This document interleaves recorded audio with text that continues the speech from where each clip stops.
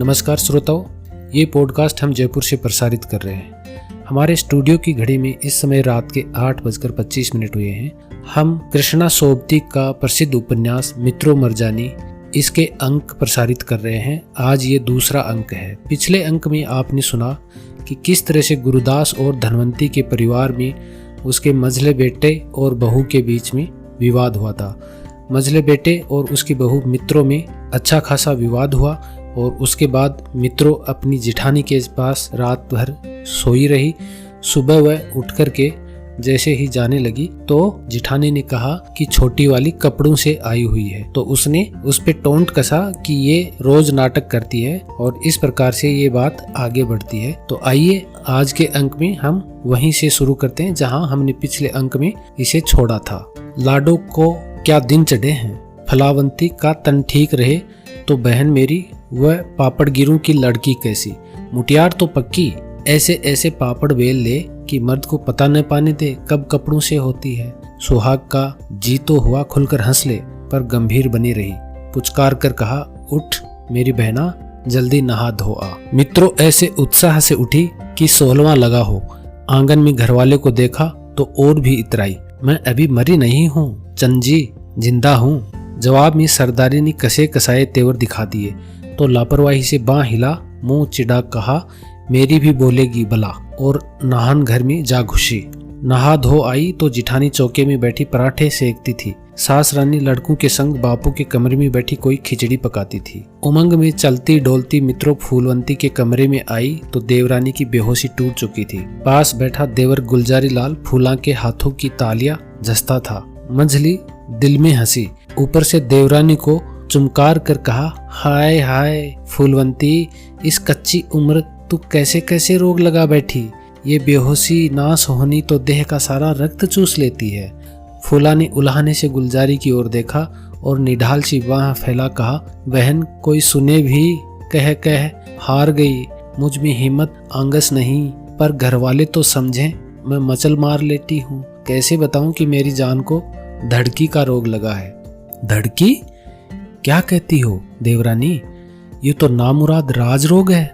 फिर देवर की ओर देखा, गुलजारी लाल काम धंधा छोड़ मेरी देवरानी की दवा दारू करा, नहीं तो बाकी नार हाथ से गंवा लेगा। भौजाई सीख देती है कि बोली मारती है। गुलजारी लाल कुछ समझा नहीं, बिट बिट तकता चला। फूला ने लेटे लेटे गबरू पर तीर फेंका, मेरे मरने जीने की किसी को क्या परवाह। मित्रों ने पास आप फूला की छाती पर हाथ रखा और सिर हिला बोली, गजब है देवर गजब, बेचारी का कलेजा क्या धड़कता है, आसमानी उछलता है फड़क फड़क। गुलजारी का चेहरा फक रह गया। घिघियाते हुए पूछा, डर वाली बात तो नहीं भौजाई? डर वाली गुलजारी लाल, इस धड़कन से कोई बचता है? ये जानलेवा बीमारी तो प्राण लेकर ही रहती है। फूला रानी को मोती मुर्बे खिला देवर और इलाज करवा इसका हकीम नादिर शाह से। गुलजारी ने हाथ बढ़ा, फूला की बाह छुई कि बेचारी हुड़क हुड़क रोने लगी। इस रोग से मैं नहीं बचती, अरे कोई वैद हकीम को बुलाओ। मित्रों पहले खड़ी खड़ी देखती रही, फिर देवर को आंख मार हाथ से ताली बजा। फूला रानी मान गई, गुलजारी तेरी इस बन्नों को न धड़की है, न कोई दर्द, न कमजोरी, ये तो गले गले गहरे चरित्र हैं। गुलजारी देवर तुम मिट्टी के माधो बने रहे तो एक दिन तुम्हारी अक्ल बुद्धि सब चुरा ले जाएगी ये चोटी। घायल शेरनी सी फूला गला फाड़ फाड़ दहाड़ने लगी। जो मेरे रोग बीमारी झूठ मारे उसके अपने नैन प्राण दुखें, दर्द पीर से कालजा फटे। मंजली ने घुड़की दी, चुपरी फूला, ये झूठ मूठ के रोग छोड़, मर्द का बच्चा जन। नहले दहले खत्म होते न देख धनवंती अंदर आई। तेवर चढ़ा, बहू को घूरा और लड़के को उल्हाना दे बोली, बेटा पास बैठाल, इन दोनों की कलह कलत्रा सुन रहा है। मंजली तो जवान छूट है, तू ही अपनी को समझा। गुलजारी ने बेबसी से सिर हिला, तले जत्ते कहा, फूला का दोष हो तो उसे कुछ कहूँ, जब भौजाई आप ही मुंह लगे, आप ही गले पड़े तो। मंजली ओठों को मरोड़ दे हंस दी, वाह रे निंदक। गुलजारी लाल, मैं तो समझी थी औरत के साथ ढुक तू अब मर्द बन गया होगा। धनवंती ने बीच में ही डपट दिया, चुप कर बहू, कंजरों वाले फक्कड़ न बोल, जवान काबू में रख। मंजली ने आंखों ही आंखों में देवर को बेपर्द कर दिया और सिर हिला बोली, काका गुलजारी, माँ की इतनी सी घुड़की से डर गया, तू तो चोखा गबरू जवान है। फूलावंती क्या तेरे संग? छी छी। धनवंती के बदन पर कांटे उग आए। मेरी आंखों से दूर हो बहू, और धनवंती ने आंखों पर हाथ रख लिया। मित्रों अंगुल भर और ऊंची हो आई। सास को आंखें न खोलते देख कहा, खोल लो माँ जी, आंखें खोल लो।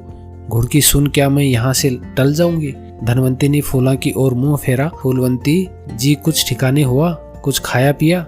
मैं तो भली चंगी हूँ माँ जी, मुझे कोई दुख रोग नहीं, मैं तो लेटी लेटी स्वांग रचती हूँ। धनवंती समझ गई छोटी बहू मित्रों के बोल दोहराती है। फूलवंती जिसे बोली ठोली का अमल हो, बोल कुबोल का परहेज न हो, उसके कहे का तू भरम करेगी? फूलावंती गुस्से से चमक कर उठ बैठी। मेरी जिठानी को किसने सिर चढ़ा रखा है? सो मैं जानती हूँ माँ जी, मुंह में जो आता है बोलती है, किसी की सह पर नहीं। मंजली ने देवरानी से और ठट्ठा मजाक किया। फल्ला रानी, अपनी गऊ सी सास के आगे जहर भरे पुकार न मार। रात तो तू मारे मौजे और दिन में छेड़े महाभारत। धनवंती ने फूला को समझाया, बेटी जिठानी के मुंह न लग, कुछ खा पी आराम कर। फूलावंती बिना डंक तड़प उठी। ये मीठी मीठी बातें रहने दो माँ जी, जिस दिन से इस घर में पांव रखा है मेरी जान को बन आई है। मुझसे सब जलते भूनते हैं। मेरे बाबुल भाई धनवान साहूकार हैं तो। मित्रों ने देवर को आंख मारी। ओहो धनी साहूकार, क्यों फूला रानी, ये क्यों नहीं कहती कि राजे महाराजे हैं? फिर दांत निकाल सिर हिलाया, मुंह बिचकाया देवरानी। 4 छाछ बढ़िया और 4 छाछ पापड़, यही है न तेरे पीहर का साहूकारा? फूलावंती पटाक चारपाई से नीचे उतर आई। एक बार जलती निगाह से घरवाले को देखा, फिर चारपाई की बाहीं पर माथा पटक पटक ऊंचा ऊंचा रोने लगी। मैं सब जानती हूँ बैरी, मुझे इस घर बसने नहीं देते, मेरे गहने गट्टे पर जो आंख है। अपमान गुस्से से धनवंती थर थर कांपने लगी। बहू तेरी अक्ल बुद्ध तो ठिकाने है? फूला ने गुलजारी के दरबार में फरियाद की। अब अपनी आंखों देख लो, तुम्हारी माँ भौजाई मुझे कैसे फाड़ फाड़ खाती हैं। मैंने आज तक बड़ा सब्र रखा है, पर कान खोल सुन लो, मैं अपनी सिंगार पट्टी न छोड़ूंगी। धनवंती के ओठों में बोल अटकने लगे। बहू तेरे मन में ऐसी बेएतबारी, मेरा तो जीते जी मरण, घर सबका साझा, पर ये तेर मेर क्या? फूलवंती मैं क्या तुम्हारी पराई हूँ? अपने पराये की बात नहीं माँ जी, मेरे गहने की कहो। धनवंती ने बेबसी से इमदाद के लिए बेटे की ओर देखा। बेटा तेरे सामने ये चौड़, इसे समझाएगा नहीं? गुलजारी ने माँ से नजर नहीं मिलाई और बिना कुछ कहे सुने उठ बाहर चला गया। बेटे का रुख देख धनवंती मन ही मन कच्ची हो आई। गुस्सा संभाल सयाने कंठ से कहा, बेटी बनवारी की पहली बहू की पहुंचियां तेरी वरी में ढोई थी, फिर तेरी सिंगार पट्टी सुहाग को देकर मैंने कौन जुल्म कर दिया? फूलावंती घर गृहस्थी के तो सभी जोड़बंद हैं, ऐसी बैर विरोध की बातें बहुओं को नहीं सोहती। फूलावंती तेज तर्रार लड़ने को बिल्कुल तैयार। मेरी माँ के दिए गहने कपड़े कोई क्यों ले, क्यों बांटे, कोई लूट के हैं? धनवंती सन्नाटे में आ गई। सिर हिला हिला कहा, बहू कुछ तो लाज लिहाज रख, देखते सुनते क्या कहेंगे? मेरी ओर से पूरा जहान सुने, जिस अभागी का गहना बट्टा लुटता हो वह मुंह पर ताला लगा ले। मंजली ने सिर हिला हिला खूब मजा लिया। फूलावंती की पीठ पर थापी दे कहा, शाबाश देवरानी शाबाश, इस चिट्टे सिरवाली की तुमने अच्छी बात की है। पर इतना जान ले देवरानी, मैं जो तेरे मर्द की माँ होती तो रानी तेरे इस पिदके से सिर पर एक बाल न रहने देती। फूलों के मन उबाल तो ऐसा आया कि जिठानी को झोंटा न उछले, पर जाने क्या सोच गम खा गई। धम से अपनी चारपाई पर बैठकर कहा, जिसे अपनी इज्जत पत प्यारी हो वह सीधे सीधे अपनी राह पकड़े, न मैं किसी से अड़ंगा लगाऊं, न कोई मेरे संग अड़कड़ करे। मंजली तमाशबीन बनी बारी बारी से सास बहू की ओर देख हंस दी। फूला रानी मैं बुरू की बुरी मशहूर थी, पर लाडो तू भी चोखा नाम कमाएगी। धनवंती का जी भर आया। सदा जिसे कोसती फटकारती हूँ उसने सास का साथ तो दिया। सिर हिलाकर बोली, बहुरियो मेरे कहे सुने की मुझे माफी दो, मैं न जानती थी कि मैं इस घर की माँ नहीं टहलन हूँ टहलन। मजली को सचमुच सास पर तरस हो आया, पर ऊपर से ठुनका लगाकर कहा, माँ जी माएँ तो आदि अदंत से बच्चों की टहलने हो रही, पर अपनी इस छुटकी बहू की पूजा किस नाम से करोगी? मेरा बस चले तो देवरानी बांके बिहारी की जगह फूला प्यारी के मंदिर की स्थापना कर दो। सुहाग जो दूर बैठी बैठी वाक युद्ध देखती थी, हार कर पास आई और गुस्सा कर सास से कहा, माँ जी ये टके टके की बातें सुनने के बिना क्या जन्म बिरथा चला जाएगा? जिठानी के संग सास को जाते देख फूला ने पीछे से आवाज दी, भले लीवा ले जाओ सासू जी को जिठानी, सब माल मत्ता जो तुम्हें ही मिलना है। पर मेरे सिर के गहने तो दया करके मुझे लौटा दो। सुहाग पलटकर देवरानी के पास चली आई और गंभीर स्वर में बोली, देवरानी, ताने तेवर एक तरफ, पर क्या सौंह खाकर बैठी हो कि घर में किसी का पर्दा न रखोगी? फूलावंती थिरकी नहीं। जिनकी नीयत बुरी उनका पर्दा मैं क्यों रखे? मेरे दहेज के निकाले 3 जोड़े भारी बनारसी ओढ़नी, सिंगार पट्टी और माथे का टीका मुझे दिलवा दो, तो किसी के साथ न मेरा कोई बैर न विरोध। फूलावंती, बैर विरोध तो अपने मन का, तुम्हारे जोड़ छल्ले रख में राजपाट वाली न हो जाऊंगी देवरानी। ये तो कुटुंब कमिले का व्यवहार समझो। फूला ने कसकर बोली मारी, खूब कही जिठानी, जो बैठे बैठे दूसरों के माल हथियार ले उसके लिए तो ये हुआ व्यवहार, और जो बेचारे खो बैठे उसके लिए लूटमार। सुहाग को सचमुच दुख लगा। हाथ से मना कर कहा, न छोटी बहू, चटाक पटाक तुम्हारे वाजिब नहीं। वाजिब ना वाजिब की भली पूछी है जिठानी। कौन धर्म लकीर खींची है? जो माल मत्ता मेरी माँ का दिया है वह कायदे कानून से किसका है, ये भी तो कहती जाओ। नहीं, रुकी नहीं, गई और हाथ में दोनों गहने लिए लौटी और देवरानी के आगे कर कहा, लो फूलावंती, अपनी वस्त्र संभालो। फूला ने दिल की खुशी दिल में ही छिपा ली। टीका और श्रृंगार पट्टी हाथ में उलट पलट देके और जिठानी से कहा, बहना, जब इतनी ऊंच नीच हो ही गई है तो मेरे लीडे और दिलवा दो, टंटा ही खत्म हो। मंजली ने फूल बरसाए। फूलावंती, तेरी इस बगीची का टंटा क्या कभी खत्म होने वाला है? अरे जान रख, जब तक दिल ये तेरा कंगला, तब तक झगड़े फिसादों में ही जीखती कलपती रहेगी रानी। सुहाग जिन पैरों आई थी उन्हीं पैरों वापस चली गई तो मजली ने आंख मार देवरानी से कहा, फूलावंती, बधाइयाँ, आज तो रण का सेहरा तेरे माथे। अब छुटकी, जरा ढोल बजवा और हाथ से हलवा पूरी कर। फूलावंती मजली की बोली ठोली सब घोल घाल के पी गई और आस लगाए सुहाग के लौटने की राह तकने लगी। सुहाग की बाह पर रखे अपने जोड़े देख फूलावंती का ऐसा जी तृप्त हुआ कि 7 तीर्थ नहा लिए हों। मित्रों ने सुहाग को बीच में ही रोक जिठानी के हाथ से कपड़े छीन लिए। जिठानी, अब इन कपड़ों का हिसाब किताब मेरे और छुटकी के बीच। सुहाग ने झिड़का, चूकने दे झगड़ा। मजली, अब क्या युद्ध छेड़ेगी? मजली ने सिर हिलाया। एक बार छोड़ 1000 बार, इस भुक्खी का माथा घूम गया है जिठानी, जैसे इन जोड़ों के बिना इसके पितर न तिरते हों। तब आंखें नचा फूलावंती से कहा, हाथ धो डाल देवरानी इनसे, अब अगले जहान लेना। फूलावंती ने तेवर चढ़ा आंखों ही आंखों में मजली को भभकी दी। लौटाती कैसे नहीं? आंखों ही आंखों में मजली ने भी कह दिया, नहीं नहीं, कभी नहीं। फूला ने मजली को परखा तोला, फिर मिन्नत मोहताजी से कहा, बहना, जब लौटाने वाली लौटाती है तो बीच में कूदने वाली तुम कौन? मजली ने हाथ फैलाया, मैं तेरी जमदूती बस। तूने सास से टक्कर ली, मैंने माना, पर जिसकी तू जूती बराबर भी नहीं, अब उसकी इज्जत पत उतारने चली है।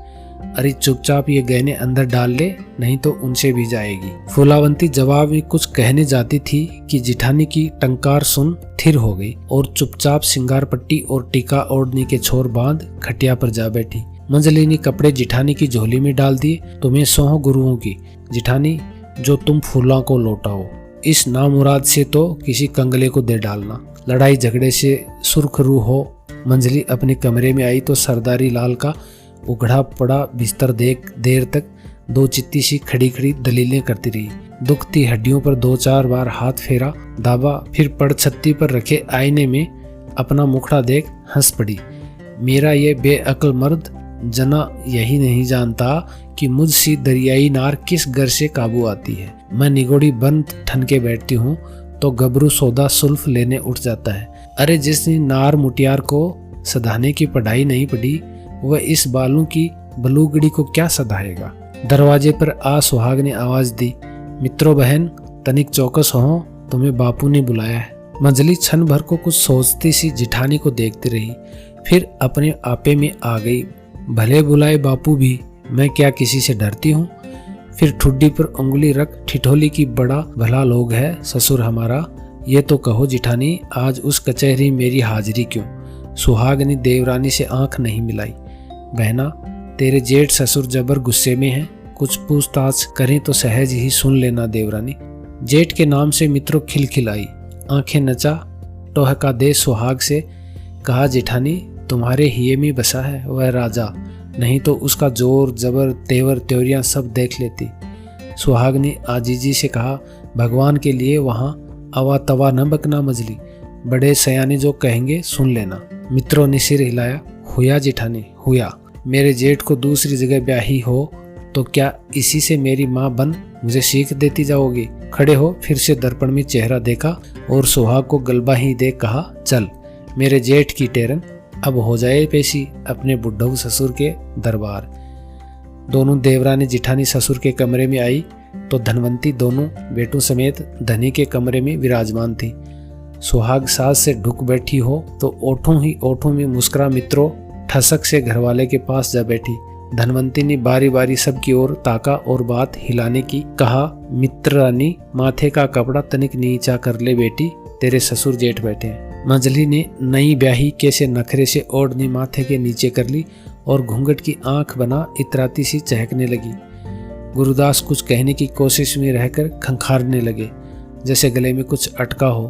बड़े बेटे ने उठ पानी का गिलास आगे किया तो घूंट भर गुरुदास संभले। पहले धनवंती की ओर देखा, फिर बनवारी लाल की ओर सिर हिला बेबसी से बोले, न लो बड़ी उम्र इस बूढ़े का इम्तिहान न लो, मैं बूढ़ा ठहरा, मुझे छुट्टी दो इन लड़ाई झगड़ों से। जवान बेटे की जवान खीज से बनवारी लाल पहले चुपचाप बापू की ओर देखता रहा, फिर बापू की बाह छू हिम्मत बांधी। बापू, सरदारी को अपनी घरवाली से बैर नहीं जो उस पर झूठी तोहमत लगाएगा। गुरुदास ने बेटे का हाथ छिटक दिया। ऐसी खुरापात कुछ तो सोच समझकर उच्चारो, आप ही उगाड़ोगे और आप ही कहोगे नंगे हो। गुरुदास ने मंजली बहू की ओर ताका तो वह उन्हें छोटे से घूंघट वाली कोई छोटी गुड़िया दिखी। सिर हिला बोला, बरखुरदार जवानी के जोश में बात का बतंगड़ न बनाओ। सरदारी ने जलती निगाह बापू को कुछ कहना चाहा तो बापू ने हाथ से रोक दिया। न न न सरदारी लाल, मैं अंधा नहीं जो देख नहीं पाऊंगा। बात बिगड़ते देख बनवारी लाल उठ बापू के पास आ झुका। दिल दिमाग कायम रखो बापू, ये समय हेर फेर करने का नहीं। जिसे समझना हो समझाओ, जिसे ताड़ना हो ताड़ो।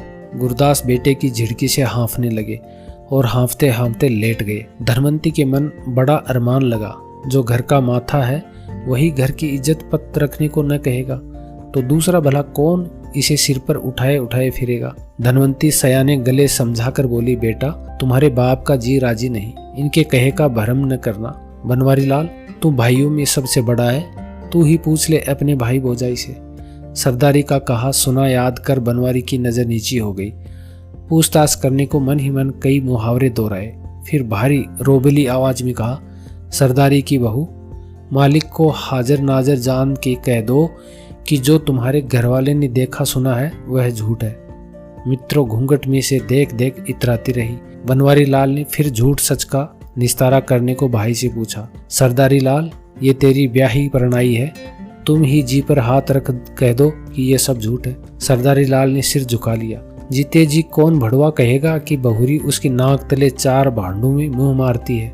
बेटे को चुपका देख धनवंती ने टीडा दिया, बनवारी लाल, तेरा भाई क्या कहे, है कोई मर्द मर्दान जो अपनी ब्याही के ऐसे कुलक्षण देख सके।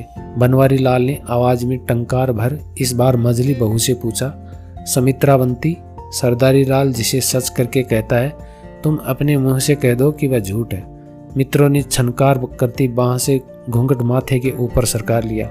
आंख उठा जेठ की ओर देखा, फिर पलटकर जिठानी की ओर आंखें मटका के मिजाज से बोली, सज्जनों ये सच भी है और झूठ भी। सुनकर गुरुदास को मानो लकवा मार गया। बनवारी ने आंखें झुका ली। सरदारी ने बंधी मुट्ठी छाती पर धर ली। सिर हिला हिला सास ने बहू को लानत भेजी, हे शाबाश हे शाबाश। समित्रावंती, दीन दुनिया की आंखों में और धूल झोंक, अरे ठगनिया, झूठ और सच तेरा एक और आसनाई आंखें तेरी दो। अरे बड़ बोली, ये क्यों नहीं कहती कि माँ जन्मने वाली ने तुझे एक थन से सच्चा दूध पिलाया और दूसरे से झूठा। सुहागवंती ने सुन दांत तले जबान दे ली, गम खाने को तो मित्रों दूसरी बार जन्मेगी। मित्रों ने रुक रुक कर सबकी ओर देखा, फिर जेठानी को बोली, मारी अरी सास की कुछ लगती, तुझे तो तोते वाली रटन रटाकर लाई थी, अब कह कि वह बोलूं या माँ के दूध वाली पोथी बांचूं। सुहाग ने मंजली के कान में कहा, बहन मेरी, इस घड़ी सुलह सफाई होने दो, कल की रही कल के साथ, इन बड़े सयानों को और न जला कल्पा। क्षण भर मित्रों के माथे तेवर चढ़े और उतर गए। चेहरे पर अपनी दिलदारिन माँ बालों वाली कुटिल मुस्कान फैल गई। निसंक हो नजर फेंकी और गला ऊंचा कर कहा, जिसे जो पूछना हो बेधड़क हो पूछे। 7 गुनाह मित्रों के पर झूठ की उसे सौं।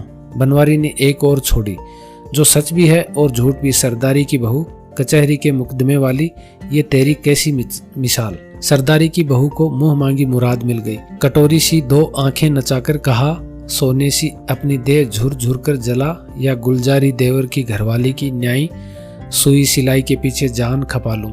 सच तो यूं जेठ जी की दीन दुनिया बिसरा, मैं मनुख की जात से हंस खेल लेती हूँ। झूठ यूं की कसम का दिया राजपाट छोड़े, मैं कोठे पर तो नहीं जा बैठी। गुरदास लेटे लेटे उठ बैठे। बहू की जगह लड़कों को डांट कर कहा, बोधे जवान कहीं के, दिल का ताड़ बना तरीमत के मुंह लगते हो। कभी दमखम आजमाना हो तो गली गलियारे में जूत पेजार कर लिया करो। नाक से यूंकार करता सरदारी उठ खड़ा हुआ और चीख कर बोला, तू छिनालू की भी छिनाल। आज न माने बापू, पर एक दिन इसके यार और याराने। मित्रों ने कमर पर हाथ टिका, उल्हाने से ससुर की ओर ताका और मनोहार से कहा, सुन लिया न बापू, कोई माँ जाई ऐसी गालियां सुन चुप रहेगी। गुरदास लड़के पर बरसने लगे। लानत है सरदारी लाल, लानत है। तरीमत को सधाने का ढंग अक्ल नहीं, और ऊपर से ये गुनहगारी। जानकर की बाजी उनके हाथ रही। मंजलिनी झुक ससुर के पांव छू लिए और लाड़ से कहा, पांव पड़ती हूँ बापूजी। आज जो ओट आपने पाई है वह मित्रों के लिए सुरगुं से बढ़कर है। बूढ़े ससुर की आंखों में धूल झोंक हरमन प्यारी बालों की लड़की मन ही मन हंसी। फिर सास जिठानी जेठ और घरवाले पर नैनू की तिरछी कटारियां चला कमरे से बाहर हो गई। तो इस प्रकार हम आज के अंक में यहीं तक करेंगे। और श्रोताओं, आपसे अनुरोध है, अगर आपको इस तरह का पॉडकास्ट अच्छा लगता है तो हमें कृपया करके हमारे ईमेल पे हमसे संपर्क करके हमें बताएं, क्योंकि हम तो कंटिन्यू इसको पॉडकास्ट करते रहेंगे, लेकिन हमें यह नहीं पता कि ये पॉडकास्ट हमारे श्रोताओं को पसंद आ रहा है या नहीं आ रहा है। तो चूंकि अगर आपको पसंद नहीं आ रहा है तो हम इस पॉडकास्ट को यहीं बंद कर देंगे और किसी दूसरे सब्जेक्ट के ऊपर हम आपके लिए पॉडकास्ट लेकर के आएंगे। तो उम्मीद है आप हमें हमारी इस पॉडकास्ट का फीडबैक जरूर देंगे, ताकि हम इसको कंटिन्यू करें या न करें उस पर निर्णय ले सकें। तो आज की पॉडकास्ट को यहीं विराम देते हैं। मिलते हैं किसी दिन किसी नई पॉडकास्ट में। तब तक के लिए नमस्कार।